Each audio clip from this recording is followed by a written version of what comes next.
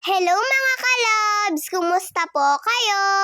Si Papa po pala ang nakatoka na magluto ng almusal namin kaninang umaga. Eto po palang tortang talong ang niluluto niya. Dalawa lang po pala ang uunahing lutuin ni Papa para po sa aming dalawa ni Kuya. At mamaya na nga lang daw po yung iba. Paano naman po kasi mga kalabs? Very late na nga po nung nagising si Papa. Kagabi po kasi ay pinag-usapan na po nila na siya po ang magluluto ng almusal, kaya inokay naman po ni Mama. Kaya lang nung nag-alarm na nga daw po yung alarm clock ay hindi nga daw po nakatayo agad si Papa. Kaya panay nga po ang gising sa kanya ni Mama. Kaya eto na nga lang po muna ang inuna niyang niluto. At habang nagpiprito nga po dito si Papa ng tortang talong, ay nagpaplansya naman nga po si Mama. Sabi nga po ni Papa ay maligo na nga daw po muna kami habang naghihintay dito po sa niluluto niya. Kaya eto nga po at naligo po muna kami ni Kuya bago po kumain. At syempre magpapasuklay na naman po tayo kay Mama. Hirap po kasi talaga akong suklayan yung buhok ko kapag basa mga kalabs. Lalo na kapag hindi po ako gumagamit ng conditioner. Kaya madalas nga po ay si Mama yung pinagsusuklay ko sa buhok ko kapag basa.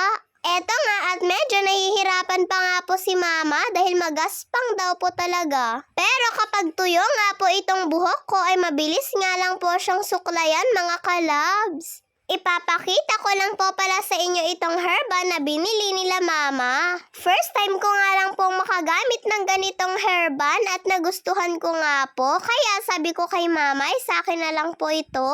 Maganda po kasi siyang isuot sa buhok mga kalabs. At sinuklayan nga lang po ulit ni Mama yung buhok ko para maayos nga daw pong tignan sa herbal.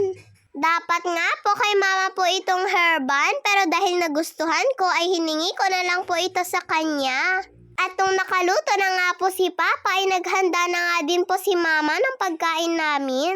Nakabihis na rin po pala ako dito mga kalabs. Sabi nga po ni Mama ay magdahan-dahan nga daw po ako baka daw po kasi ay malagyan ng ketchup yung damit ko. Eto nga po yung gusto ko pong tortang talong kapag si Papa po ang nagluluto. Gusto ko po kasi kung paano po magluto si Papa ng ganitong tortang talong. Basta nga po kakaiba nga po yung lasa. Masarap din naman po magluto si Mama ng tortang talong. Pero parang magkaiba nga po yung lasa ng tortang talong na niluto nilang dalawa. Basta yun na po mga kalabs, parehas naman pong masarap. At yung natira pa nga pong inihaw ni Papa na talong ay hindi niya na nga daw po ito totortahin. Igigisa niya na nga lang daw po ito mga kalabs. Kaya nga lang daw po mga kalabs ay wala daw pong kamatis. Kaya sabi ni Mama ay okay lang daw po. Mangiyak-ngiyak pa nga po si Papa habang nagbabalat ng sibuyas. Maliliit lang po kasi yung ginagamit naming sibuyas. Mas masarap pa rin daw po kasi yung maliit na sibuyas para daw po sa paggisa at saka po sa paggawa ng sausawan. Ninanamnam ko pa nga po itong ulam ko mga kalabs. Kulang na kulang nga po sa akin ang isa. At nung natapos na nga din po akong kumain ay nagpaalam na nga din po ako kay Papa dahil papasok na nga din ako. At pati na nga din po kay Mama. Si Mama na po palang magpapatawid sa akin sa kalsada.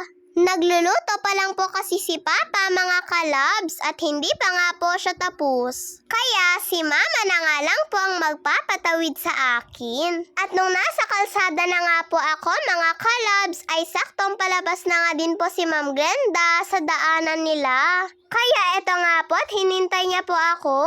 O di po ba? At least may kasama na nga po akong maglakad mga kalabs. Salamat po Ma'am Glenda sa paghintay po sa akin. At nung nakaalis na nga din po ako mga kalabs, si Kuya ay nasa bahay pa nga po. Paumpisa pa nga lang po siyang kumakain dito. At hinanda na nga din po ni Papa yung pagkain niya. Katatapos lang din po kasing naligo at nagbihis ni Kuya dito. Ang pogi ng Kuya ko Pero hindi nga po nag-aalala si Kuya dahil hindi pa nga daw po siya late sa mga oras na yan. Eto na po pala yung talong na ginisa ni Papa mga kalabs. Hay nako mga kalabs, kung alam nyo lang po ay gustong-gusto nga din po ni Kuya ito, lalo na po kapag may kamatis at bagoong. Bye-bye po mga kalabs, God bless po!